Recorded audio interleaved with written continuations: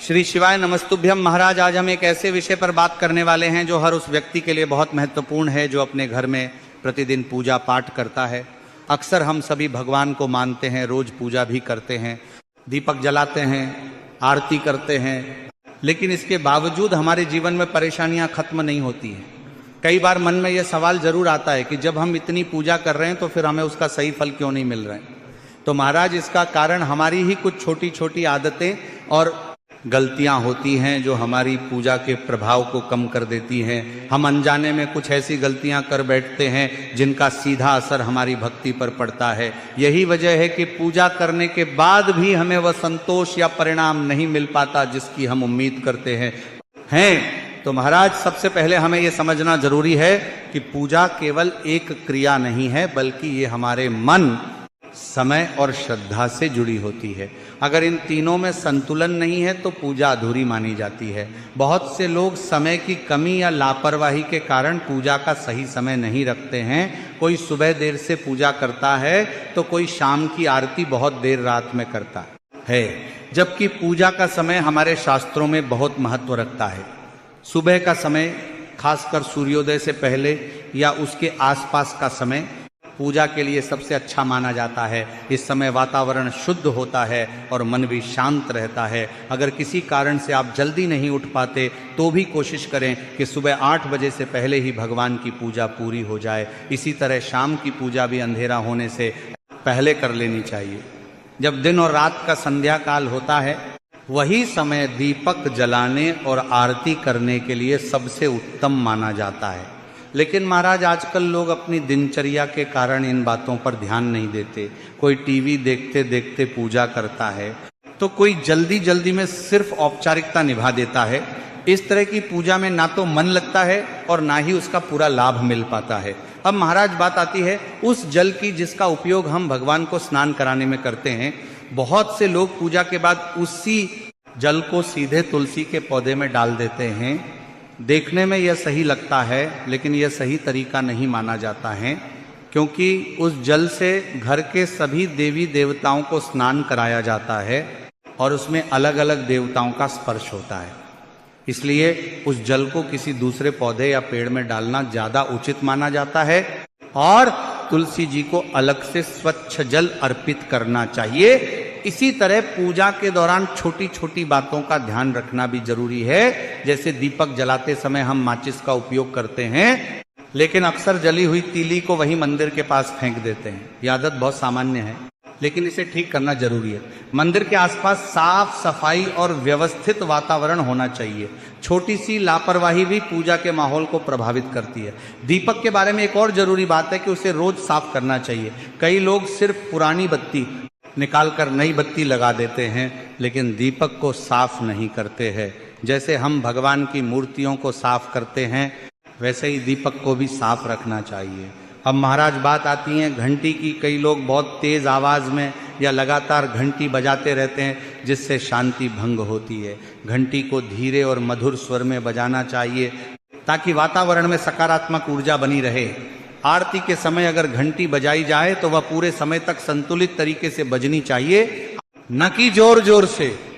अब महाराज, आगे हम उन अन्य गलतियों के बारे में बात करते हैं जो अक्सर लोग अनजाने में करते हैं और बाद में सोचते हैं कि उनकी पूजा में कमी क्यों रह गई। लेकिन उससे पहले यदि आपको यह जानकारी उचित लग रही है तो वीडियो को लाइक करें, चैनल को सब्सक्राइब करें और कमेंट बॉक्स में ओम नमः शिवाय या हर हर महादेव जरूर लिखें। तो महाराज, जब हम अपने घर में मंदिर बनाते हैं तो उसमें कई देवी देवताओं की मूर्तियां और तस्वीरें रख देते हैं। यह श्रद्धा का प्रतीक जरूर है, लेकिन एक बात का ध्यान रखना बहुत जरूरी है कि एक ही भगवान की एक से अधिक मूर्तियां या तस्वीरें एक साथ न रखें। ऐसा करने से ध्यान भटकता है और नियमित सेवा करना भी मुश्किल हो जाता है। बेहतर यही है कि उतने ही देवी देवताओं को मंदिर में रखें जिनकी आप रोज विधि पूर्वक सेवा कर सकें। इससे आपका मन भी एकाग्र रहेगा और पूजा भी व्यवस्थित तरीके से हो पाएगी। इसी के साथ महाराज, एक और महत्वपूर्ण बात यह है कि भगवान की मूर्तियों और तस्वीरों को साफ रखना चाहिए। कई बार हम पूजा तो करते हैं, लेकिन मूर्तियों पर जमी धूल को नजरअंदाज कर देते हैं, यह सही नहीं है। जैसे हम अपने घर को साफ रखते हैं वैसे ही पूजा स्थान को भी स्वच्छ रखना जरूरी है। मूर्तियों को समय समय पर साफ करना और यदि संभव हो तो उन्हें स्नान कराना भी आवश्यक होता है। अब महाराज बात करते हैं एक ऐसी गलती की जो बहुत से लोग करते हैं लेकिन उस पर ध्यान नहीं देते। कई घरों में पूजा घर के पास ही पितरों यानी अपने पूर्वजों की तस्वीरें लगा दी जाती हैं। देखने में यह सामान्य लगता है क्योंकि हम अपने पूर्वजों का सम्मान करते हैं, लेकिन पूजा के नियमों के अनुसार यह ठीक नहीं माना जाता। भगवान की पूजा और पितरों का सम्मान दोनों अलग अलग विधियों से किए जाते हैं। इसलिए बेहतर है कि पितरों की तस्वीरें पूजा स्थान से अलग किसी अन्य जगह पर लगाई जाएं ताकि दोनों की मर्यादा बनी रहे। अब महाराज जब हम पूजा करने बैठते हैं तो एक और छोटी लेकिन जरूरी बात का ध्यान रखना चाहिए। कई लोग सीधे जमीन पर बैठकर पूजा शुरू कर देते हैं, लेकिन पूजा के लिए हमेशा आसन का उपयोग करना चाहिए। आसन पर बैठने से शरीर स्थिर रहता है और मन भी जल्दी एकाग्र होता है। इसके साथ ही यह भी ध्यान रखना चाहिए कि जिस आसन पर आप बैठ रहे हैं उसका सम्मान करें और उसे सही तरीके से उपयोग में लाएं। इसी क्रम में एक और बात आती है जो खासतौर पर उन लोगों के लिए है जिनके घर में बाल रूप में भगवान की पूजा होती है। जैसे अगर आपके घर में लड्डू गोपाल की सेवा होती है आप तो उन्हें तुलसी पत्र अर्पित करना बहुत शुभ माना जाता है। कई लोग ये भूल जाते हैं या इस पर ध्यान नहीं देते हैं, इसीलिए प्रतिदिन स्नान के बाद लड्डू गोपाल जी के भोग में तुलसी दल जरूर अर्पित करें। अब महाराज बात करते हैं तुलसी के पौधे से जुड़ी एक और महत्वपूर्ण बात की। बहुत से लोग रोज तुलसी में जल चढ़ाते हैं लेकिन कुछ विशेष दिनों का ध्यान नहीं रखते हैं। मान्यता के अनुसार कुछ दिन ऐसे होते हैं जब तुलसी को जल नहीं देना चाहिए और न ही उसकी पत्तियां तोड़नी चाहिए। जैसे कि रविवार के दिन और एकादशी के दिन तुलसी के पौधे में जल अर्पित नहीं करना चाहिए और तुलसी जी के पत्ते भी नहीं तोड़ना चाहिए। अब महाराज आगे हम कुछ और ऐसी गलतियों के बारे में जानते हैं जो बहुत सामान्य होते हुए भी हमारी पूजा के प्रभाव को कम कर देती हैं। सबसे पहले तो जब भी आप पूजा करने बैठे तो एक बात का विशेष ध्यान रखें कि बार बार बीच में उठना नहीं चाहिए।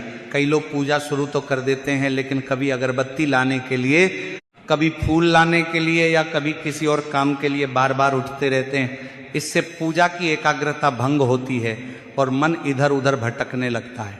पूजा का सही तरीका यही है कि जो भी सामग्री आपको चाहिए वह पहले से ही अपने पास रख लें और फिर शांत मन से बिना उठे पूजा पूरी करें। इससे आपका ध्यान पूरी तरह भगवान में लगा रहेगा। इसी तरह एक और सवाल लोगों के मन में आता है कि सुबह उठकर पहले मंदिर जाना चाहिए या घर में पूजा करनी चाहिए। बहुत से लोग सीधे मंदिर चले जाते हैं और घर की पूजा बाद में करते हैं। ऐसा करना गलत तो नहीं है, लेकिन अगर आप पहले स्नान करके अपने घर के भगवान की पूजा करें और उसके बाद मंदिर जाएं तो ये ज्यादा अच्छा माना जाता है, क्योंकि घर का मंदिर भी उतना ही महत्वपूर्ण होता है जितना बाहर का मंदिर। जब आप अपने घर के भगवान की सेवा पहले करते हैं तो ये आपकी जिम्मेदारी और श्रद्धा दोनों को दर्शाता है। अब महाराज बात करते हैं पूजा स्थान की सफाई की, जो कि बहुत जरूरी है लेकिन अक्सर लोग इसे नज़रअंदाज कर देते हैं। कई बार हम पूजा तो करते हैं लेकिन मंदिर के आसपास की सफाई पर ध्यान नहीं देते।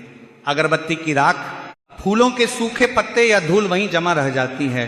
ये आदत धीरे धीरे पूजा स्थान की पवित्रता को कम कर देती है। इसलिए जरूरी है कि आप रोज पूजा के बाद या पहले मंदिर की सफाई करें।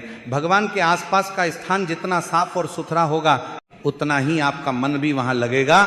इसी के साथ सफाई केवल ऊपर ऊपर से नहीं बल्कि पूरी जगह की होनी चाहिए। मंदिर के नीचे, आसपास और जहां आप पूजा करते हैं वो उस पूरे स्थान को समय समय पर साफ करते रहना चाहिए। इससे वातावरण भी शुद्ध रहता है और सकारात्मक ऊर्जा बनी रहती है। जब आप साफ सुथरे स्थान पर बैठते हैं तो मन अपने आप शांत हो जाता है और पूजा में ध्यान लगाना आसान हो जाता है। एक और महत्वपूर्ण बात यह है कि पूजा करते समय मन को भटकने न दें। कई बार हम शरीर से तो पूजा कर रहे होते हैं लेकिन मन कहीं और ही होता है। कभी हम किसी चिंता में खो जाते हैं, कभी किसी और विचार में उलझ जाते हैं। ऐसी स्थिति में पूजा केवल एक आदत बनकर रह जाती है, उसका आध्यात्मिक लाभ नहीं मिल पाता। इसलिए कोशिश करें कि जब भी पूजा करें पूरी श्रद्धा और ध्यान के साथ करें। पूजा का असली मतलब यही है कि उस समय आप अपने मन को शांत करें और भगवान के प्रति अपनी भावना को व्यक्त करें। अगर मन स्थिर नहीं होगा तो पूजा का प्रभाव भी कम हो जाएगा। इसके लिए आप थोड़ी देर ध्यान लगा सकते हैं या गहरी सांस लेकर खुद को शांत कर सकते हैं ताकि पूजा के दौरान आपका पूरा ध्यान उसी पर बना रहे। महाराज अंत में हम यही कहेंगे कि पूजा केवल एक दैनिक क्रिया नहीं है, बल्कि ये हमारे जीवन को सही दिशा देने का एक माध्यम है। जब हम सच्चे मन से सही समय पर और सही विधि से पूजा करते हैं तो उसका प्रभाव हमारे विचारों, व्यवहार और पूरे जीवन पर पड़ता है। लेकिन जब हम इसमें लापरवाही करते हैं या छोटी छोटी गलतियों को नजरअंदाज करते हैं तो धीरे धीरे पूजा केवल एक आदत बनकर रह जाती है और उसका वास्तविक लाभ हमें नहीं मिल पाता है। तो महाराज आज हमने जाना कि समय का ध्यान रखना, पूजा स्थान की सफाई बनाए रखना, सही तरीके से दीपक जलाना, घंटी बजाना, मूर्तियों की देखभाल करना और मन को एकाग्र रखना, ये सभी बातें मिलकर पूजा को पूर्ण बनाती हैं।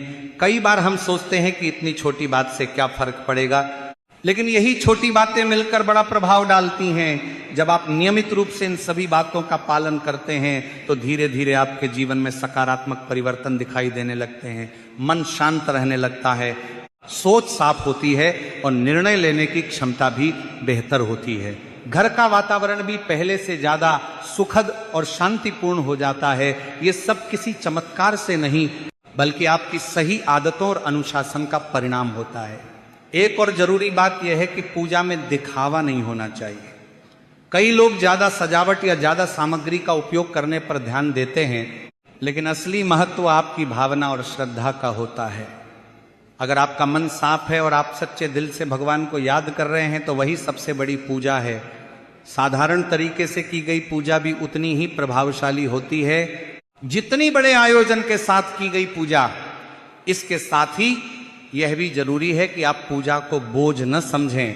कई बार लोग इसे एक जिम्मेदारी मानकर जल्दी जल्दी खत्म करने की कोशिश करते हैं। ऐसा करने से ना तो मन को शांति मिलती है और ना ही पूजा का कोई विशेष लाभ होता है। पूजा को अपने दिन का एक शांत और सकारात्मक हिस्सा बनाएं, जहां आप कुछ समय के लिए अपने मन को स्थिर कर सकें।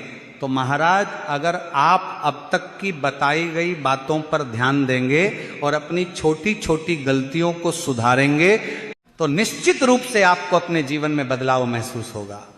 जरूरी नहीं कि परिणाम तुरंत दिखाई दें, लेकिन धीरे धीरे आप खुद महसूस करेंगे कि आपके जीवन में शांति और संतुलन बढ़ रहा है।